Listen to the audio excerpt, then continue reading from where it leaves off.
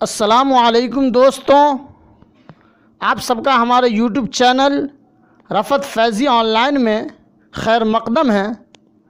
آپ تھمبنیل میں دیکھ ہی چکے ہیں کہ free Urdu for Bihar board class 10th یہ ایک افسانہ ہے کٹی ہوئی شاخ، جس کی مصنفہ ہے قمر جہاں۔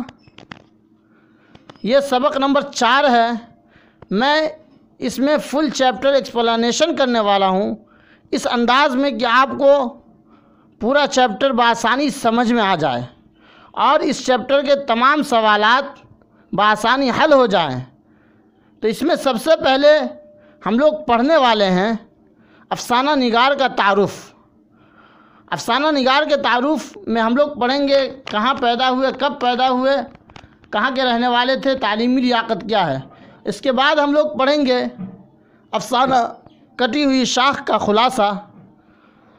اور اس کو شروع کرنے سے پہلے اگر آپ ہمارے چینل کو سبسکرائب نہیں کیے تو آپ ہمارے چینل کو سبسکرائب کریں، شیئر کریں، جو بچے 10th میں ہیں ان تک اس ویڈیو کو پہنچا دیں۔ تو چلیے ہم شروع کرتے ہیں۔ افسانہ نگار کا تعارف۔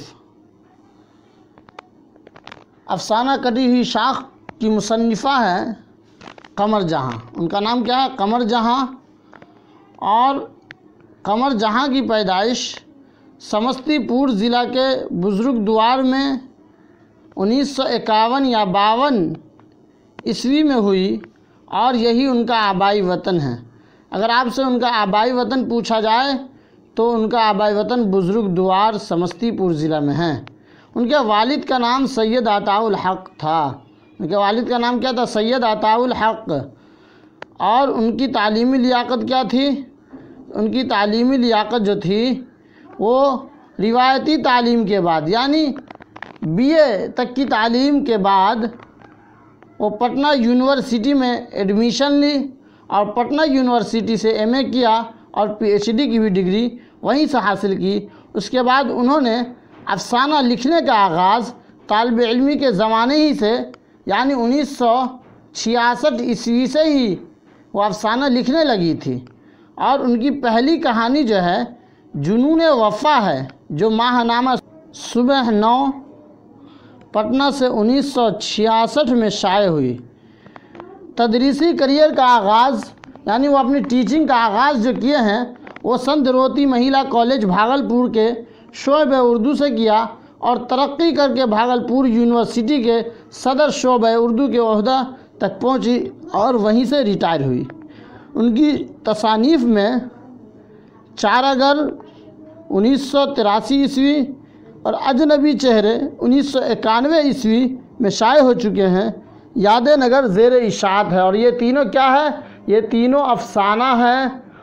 وہ تنقیدی ان کی تنقیدی تصانیف کو بھی ہم دیکھ لیتے ہیں۔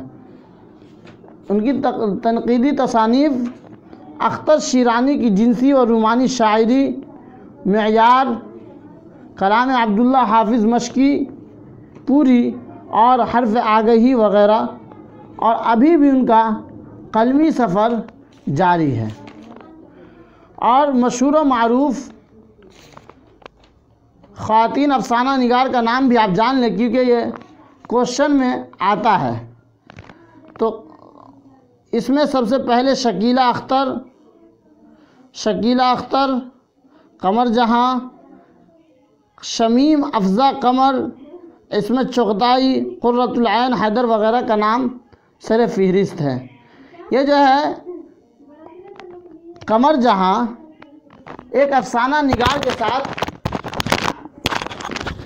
ایک تنقیدی نگار بھی ہے، اسی لیے ان کا افسانہ نگار کی 3 کتاب کا ہم نے تذکرہ کیا ہے جنہوں نے افسانہ لکھا ہے، اور ان کی تنقیدی تصانیف کا بھی ہم نے ذکر کیا ہے۔ اب ہم پڑھتے ہیں افسانہ کٹی ہوئی شاخ کا خلاصہ۔ افسانہ کٹی ہوئی شاخ یہ ایک افسانہ ہے، اور یہ افسانہ کٹی ہوئی شاخ اس کا نام ہے۔ ایک کوشچن آ جاتا ہے کہ آپ کے نصاب میں قمر جہاں کا کون سا افسانہ شامل ہے، تو وہ افسانہ ہے کٹی ہوئی شاخ۔ زیر نصاب افسانہ کٹی ہوئی شاخ قمر جہاں کی تخلیق ہے، یعنی قمر جہاں نے اس کو لکھا ہے۔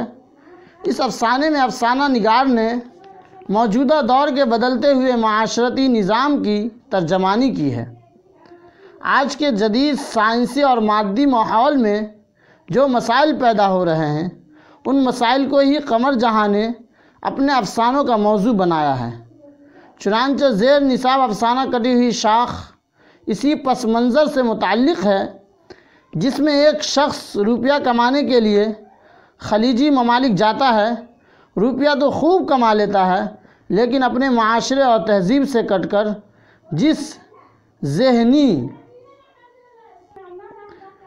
کرب و اذیت کا شکار ہوتا ہے،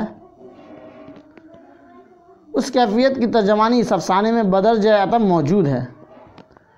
کہنا چاہتے ہیں کہ ایک شخص کو خلیجی ممالک جانے کا بہت شوق ہوتا ہے۔ جب وہاں جاتا ہے تو ایک دم تنہائی محسوس ہوتی ہے ان کو، لیکن وہ کس سے کہے، وہ تنہائی کو کس سے بیاں کرے۔ لیکن جس شخص کا تذکرہ یہاں کیا گیا ہے، ان کے ایک دوست وہاں ہوتے ہیں، اسد۔ وہ اسد سے سوال کرتے ہیں، یار اچھا لگ رہا ہے لوگوں کو، اچھا اکیلا اچھا لگتا ہے؟ تو اسد بھی اپنی آپ کو چھپاتے ہوئے کہتا، ہاں بہت اچھا لگ رہا ہے، اس انداز میں، اور ایسے ہی زندگی گزارنی پڑتی ہے۔ بالآخر وہ جب گھر لوٹ کر آتا ہے تو دیکھتا ہے میری در و دیوار ایک دم سونی سونی نظر آ رہی ہے، گھر کا چھت ایک دم ٹوٹ چکا ہے، ماں بوڑھی ہو چکی ہے، والد صاحب بوڑھے ہو چکے ہیں نا، یا کوئی آدمی پہچان نہیں رہا، اس طریقے کی باتیں آتی ہے۔ تو اس کہانی میں وہی کہنا چاہتی ہے کہ ایک شخص باہر جاتا ہے تو بہت سارے پیسے کما لیتا ہے، لیکن آرام و سکون اور معاشرے سے دوری کا احساس اس کو باقی ہی رہتا ہے۔ وہ محبت جو ہے، گاؤں والوں کی محبت، رشتہ داروں کی محبت کو پا نہیں پاتا ہے، وہی کہنا چاہتی ہے۔ موجودہ دور کے سائنسی ترقیوں اور ان کے ایجادات نے انسانی تہذیب کو تو متاثر کیا ہی ہے، ساتھ ہی اخلاقی پہلو کو بھی مجروح کیا ہے۔ اسی موضوع کو ارتکاز کرتے ہوئے افسانے کا مرکزی خیال پیش کیا گیا ہے، جس میں مادیت کا غلبہ ہو گیا ہے۔ زیر نصاب افسانہ میں قمر جہاں نے اسی پس منظر میں ایک ایسے کردار کو پیش کیا ہے جو روپیہ کمانے کے لیے خلیجی ممالک جاتا ہے، روپیے بھی خوب کماتا ہے، لیکن جب وہ اپنے گھر واپس آیا ہے تو اپنے معاشرے میں خود کو ہی اجنبی محسوس کرتا ہے، گویا کہیں روڈ پہ نکلتا ہے تو کوئی پہچانتا ہی نہیں، کوئی ملا تو سب دیکھتے ہی رہ جاتے ہیں کون نیا شخص آ گیا ہے، ایسا محسوس ہوتا ہے۔ اپنے معاشرے میں آپ جھانک کر کے دیکھیے گا کہ اگر کوئی باہر سے آتا ہے اور لوگ اس کو جانتے ہی نہیں، بچپن سے وہ رہتا ہے ممبئی دلی، تو لوگ اس کو دیکھتے رہتے ہیں کہ یہ کون ہے، یہ کون آ گیا ہے، کے کا پوتا ہے، اس طریقے سے لوگ سوالات کرتے ہیں۔ اس طرح وہ اپنے معاشرے اور تہذیب سے کٹ کر ایک دم اکیلا پن محسوس کرتا ہے اور اپنائیت کو کھو دیتا ہے۔ جب لوگ پہچانتے ہی نہیں ہیں تو کیا لوگ سوچتے ہیں کون ہے کیا ہے، تو اپنائیت کو کھو دیتا ہے۔ تو لوگوں کو چاہیے کہ اپنوں کے بیچ میں رہیں اور بڑوں کی عزت، چھوٹوں کی شفقت، تمام چیزوں کو دیکھتے ہوئے کام کریں۔ بہرحال یہ افسانہ جو ہے، جو خلاصہ تھا اس افسانے کا، اس کو میں نے بیان کر دیا ہے، اور اس افسانے میں بس اتنی ہی چیز ہی ہے کہ ایک شخص روپیہ کمانے کے لیے باہر جاتا ہے اور وہ تمام چیزوں کو اپنے سے دور پاتا ہے، وہی چیز لکھی ہوئی ہے۔